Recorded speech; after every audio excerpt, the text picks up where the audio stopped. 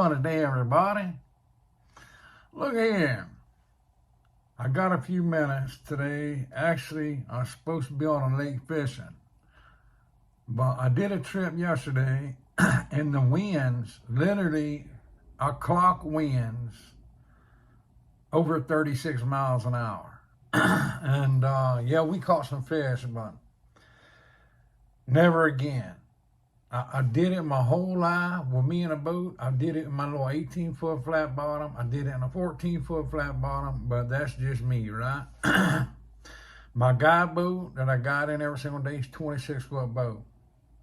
I had I had a couple on a boat, let's just say that. And I give them the option to cancel a trip, reschedule, whatever. They wanted to go fishing. They've been seeing them 12, 14, 16-inch crappie. They wanted to go fishing. We got them some fish, y'all. But look, it beat my boat up. You really can't, you have no control in 30 mile an hour winds with a 26-foot pontoon boat. It just catches too much wind. So anyway, I got a minute. I've had several people ask me to demonstrate some things, and they want to know what tools is needed to get started tying these jigs. So look, I got them laid out here. I'm going to show you exactly what you need. You can buy these kits for $20, $30 on Amazon, or you can buy them piece by piece. All right? A lot of people sell you things that you don't need. All right? You see me tie jigs here on a daily basis, every day. These two, they're whip finishers. I've got about 15 of them laying around. All right. This is your whip finisher. That is what ties your final knot when you're tying that jig at the base of the head, when you're totally finished with it. My advice on these, get you one that feels good in your hand, right? They make many different styles, short, long, bigger shanks on them, smaller shanks on them. Get you one that feels good in your hands. Me personally, I like this little small one right here, y'all. All right. So I'm going to show y'all step by step how to do a whip finish, y'all. I'm going to do it on a straight, let's see, hold on. We're going to do it on a straight hook. That way you see me, what it looks like. There's nothing in the way. And we can just do a whip finish, right? So this right here is your bobbin. We'll talk about that later on, okay? I've already got it threaded through, as you can see it. They make many different styles of bobbins, but we will get to that later. All right? So we're just going to wrap this, pretend we're tying a jig, right? We're going to wrap that all the way down. No, yeah, we're going to miss a few little pieces, but I ain't trying to waste no bunch of thread just to demonstrate. All right? Good pair of scissors. You're going to need that too, y'all. This is my favorite pair. They're curved. You see that? This is a Singer brand. You can order them offline, or you can get a Hobby Lobby. Yeah, they're kind of colorful, but one day I went in there and I bought them, and I'm telling you, it's my favorite pair. Guys, I probably got 100 pair of scissors here, and by far, this Singer pair of curved scissors is my favorite. I'm literally telling you, I probably got 100 pairs that I bought over the years from different suppliers. That is my favorite. A curved tip, put right up against that other side. When you're cutting your chenille, and it's right up against that hook, you don't have to try to get in there no certain way. Put a curved hook facing away from it. You get it cut every time. All right, we'll talk about scissors later too. Right now, whip finish, y'all. Straight hook, you see that? All I did is run my thread, base of the head, tip of the hook, back to the base of the head, y'all. All right. When you do your whip finish, pull you some thread out. Get you about 4 to 5 inches out, okay? You're gonna catch it with that top hook, okay? You see down here, that little lip? You're going to catch it right there in that little lip, okay? Then you're going to turn it horizontal with the hook. All right, you're making a V. Do you see that? You see that V, backwards V, right? Start wrapping. Feed it thread when you're wrapping, okay? Bam. Let's do it again. Pull you out some slack. You don't want no foot out, you know, get you about 4 to 5 inches out. Catch that top hook, okay? Come down. Every single one of these has that little notch in them, okay? Sort of looks like a U shape. That is designed to catch your thread, okay? Catch your thread. I'm holding pressure. You see my hand on there. I'm holding pressure as I'm pulling that toward my hook. Hold it horizontal with your hook. Start wrapping. Okay. 1, 2, 3, 4. Okay. When you get to your fourth one, take this end of it, turn it toward your hook. That way it's straight up and down. Push the bottom toward the hook. It literally pops off at the bottom, okay? Take your thread, pull your thread down, it pops off the top, okay? We'll do it one more time because I know that a lot of people have questions about it and doubts on it. It's very, very simple once you get a hang of it. All right? Get you about 4 to 5 inches of thread out, catch that top hook. Come down, catch the bottom. You're going to hold pressure on your bobbin, right? As you turn it, make that V. Do you see that V right there? Backwards V. Horizontal with your hook shank. Start wrapping. 2, 3, 4. You're going to have to feed thread to it now, because when you're wrapping, you're steady pulling thread. Remember that? When you get ready to undo it, push the bottom toward that hook. You see it literally pop right off the bottom. Pull your thread down, pops off the top, y'all. You cannot beat that. That is very, very, very, very simple. Now, I'll go back later and cut that off. So I cut that off. We done with a whip finisher. But like I say, you can buy them. This is a Colorado Angler brand. I really like how sleek it is, and it fits good in my hands. All right, and that is made to swivel. All right, you see that? Literally, when you're turning it, it's swiveling. All right, your hand's staying still, but it's turning inside there. Okay. Here's another brand. I don't remember the brand name of it, but it's the same identical thing. It's just a bigger body. Some people like that bigger body. And look, I'll show you that it does the exact same thing. All right, it's just a different style. So we'll put us a couple little wraps around there. Then we're going to come back to the head, okay? Same identical thing. Same thing. They have many different styles out there of whip finishers. Get this style right here, all right? Where it's got your little lip up top and it's got your little catch lip down at the bottom. That is the style I recommend. Same thing. Get your slack out, catch it at the top, catch that little U in the bottom, spin it around. All right? See that? You can just go as many times as you want. Push the bottom in, it popped off. Pull the top down, popped off. All right, now, look at here. You can tell that this one is bigger. It was a little harder to pop off at its top. That was the only reason. All right. I like the Colorado Angler style. It's nice and sleek, and it's easy to pop off your thread, right? It's easy when you get done. Okay. Now, bobbins, thread holders, They make many different styles, y'all. I'm going to tell you from personal experience. Make sure when you get a bobbin holder, make sure I prefer the ceramic tip. You see that purplish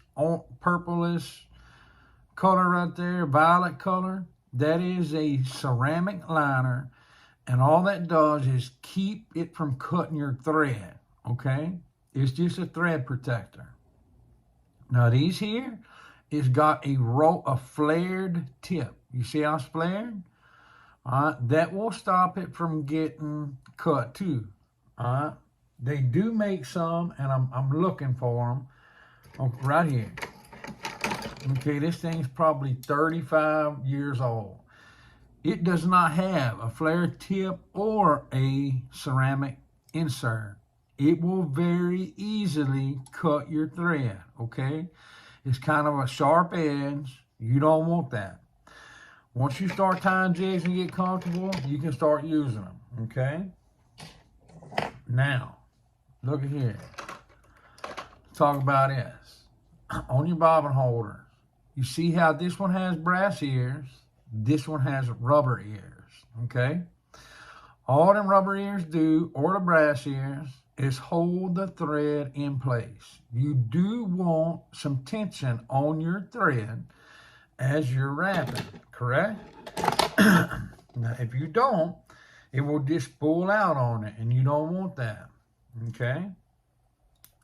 Let's cut this off. When I get through with my bobbin holders, I always make sure I got about 3 or 4 inches of thread hanging out. That way I do not have to rethread it. You see that? And I put it in my little storage container. Okay. Another thing, on your bobbin holder, you see that right there, how it's curved out? That is designed for your thumb, okay? That's how you're supposed to hold it, just like that, y'all, okay? You want it to have some tension, okay? To me, the rubber tip, you know, that holds the thread, they hold just the perfect amount of tension on that roll of thread, okay? You see that some God has a rubber, right? Now, the other ones, they're the same identical way. The brass ones, they are the same identical setup. All right. Some people prefer them, some people don't. Now, it is every one of them you get is going to be designed the same identical way. You see that right there? That is made for your finger. Okay? Now look, that is a brass one. Okay? It is much looser. You see that? Normally, I'm putting my hand back here. I put my finger back here to hold that thread because it is much looser than the rubber one.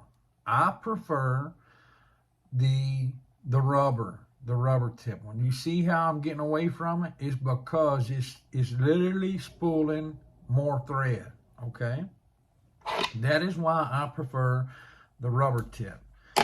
Okay, let's talk about these for a minute. This video may get a little long, but I want everybody to understand what we got going on. What it takes to tie jigs, okay? Check this out. When you get this in the mail, y'all, you're going to be like, holy Moses, these will literally be closed. When you get it in the mail, it'll be closed together like that, all right? A lot of people message me, they're like, man, it feels like it's going to break, you know, when you go to put your thread in there. I just pop one side on and then spread it out, pop the other side, okay? Now, it does work best. So, look, your thread comes with a little sticker on it. It tells you the size of it, tells you the color of it, all that. All right? It works best if you take that off, okay? So, we start with one side, put it on there. We spread it out. It goes in them holes in the side of that roll of thread, okay? Bam. Do not be afraid to spread them out, okay? If it's tight, look, it's not hurting nothing. Spread them out, okay? If it gets too loose, go back in there, do just like that, and tighten them back up. You can literally set your tension by just squeezing them together or pulling them apart, y'all. Now, this right here, the next step, see that? It got way tighter on me, but it's not gonna break, I promise you. Just spread it apart and put that sucker in there. Now look, they make these handy dandy little bobbin threaders. You see that? They make them all kind of different shapes, sizes, pretty colors, all that. My opinion, you don't need all that, but I'm gonna show you how that works, okay? You take that right there and you literally thread it straight through the top of your bobbin. See it coming out? You see that little open space right there? That is where your thread goes through. So, take your thread, all right? Take your thread and feed it through that little open spot, okay? And then leave you about an inch hanging over. Do you see how I did that? I threaded through and then left me about an inch hanging over. Look, all you do is pull that sucker straight through there. Bam. Your thread come with it. All right? Very, very, very, very easy. But I'm going to tell you this. Out of all my time at tying jigs, I have never, ever, ever, never used one of those. Some of y'all may not like this, but look, I'm one of the most cleanest persons you ever met. I can't even go to the bathroom on a public toilet. That's how clean I am. All right, look, everything in here I clean myself, okay? Every day or so I clean it.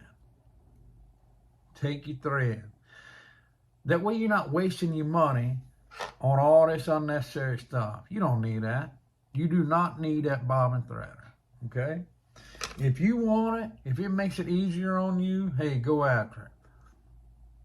I run it through my lips, get it a little wet, all right? Just thread that sucker through there. Start in the bottom, thread that sucker through there. All right, now,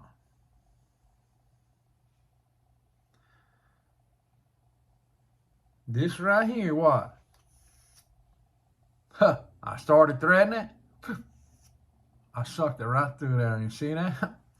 A lot of people are gonna disagree with me, but y'all, that's the way I do it. It's a lot easier for me, and I ain't gotta have 10,000 useless tools sitting on my desk. You know what I mean? Now, you seen me, literally, I'll do it again.